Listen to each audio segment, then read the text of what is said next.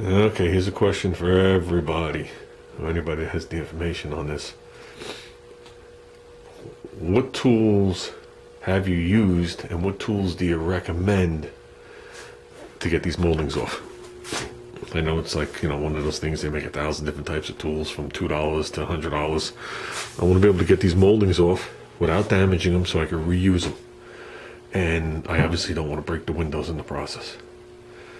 So, I know I could talk to the tool guy when he comes tomorrow, and I know I could probably shell out $50 for some kind of gizmo and pop the 4 windows off. With 4 windows off, put it in my box and call it good for the rest of its life.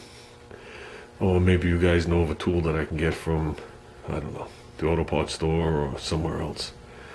Or something I can get online that actually works. Like I said, I can find tools, but I want one that works and it doesn't require just right, or the clip is broken, or your windshield or your window's shattered. Something that's easy. How's that sound? Well, something that works. And I will spend a couple extra dollars to save the side glass, even though these side glasses are easy to get than the other wagon. But what do we got out there? Because I'm ready. I got to take this side one off, and I'm to the point where I got to take the windshield off, and pretty soon I guess he'll start taking this hatch. I'll mask off the back of the car. He'll take that hatch to school. I guess we're getting to that point. Getting to the point where after this door's done, I want to, epoxy the side of the car is what I want to do. So pop the doors off, do the jams, do everything, and epoxy this side of the car and the hood and everything just to get it sealed up, and then work on the other side of the car. That's what I like to do. So, any tricks to getting this off, or is that like a wasted effort? Do I have to? I don't know about the masking around them, but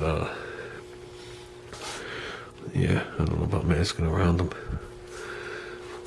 But or am I taking those off and then never going back on again?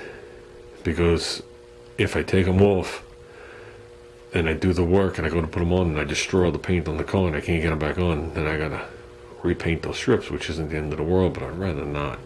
So is there any tricks? This is the extent of the damage to all of it. Is that little thing. Everything else, they're all good. So I'd like to put that piece back on. I don't have to, but I'd like to. So with that, guys, if you guys have any information, just note it down there. And I did speak with people about the bumper gaps, front and rear. Basically what they're doing is in the back of that shock on the bottom, they're drilling the hole. Okay, they said to be careful. If you're lucky, there's still nitrogen in them, but chances are it's not.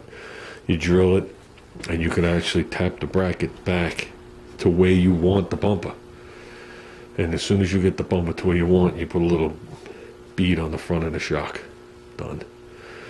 They were never put there for any kind of safety reason. They're there for that 5-mile-an-hour impact insurance stuff. So we are probably going to slide the front bumper back a decent amount, tuck it in tight. Okay, this is how nuts people are. See the Camaro right there? Right now, the gauges that you can't really see because the Vega's blocking them, that are across the dashboard in the front, the sun gauges and the chrome cups and the sun tack. Right now, those gauges are on eBay for more than he sold this car for. That's nuts.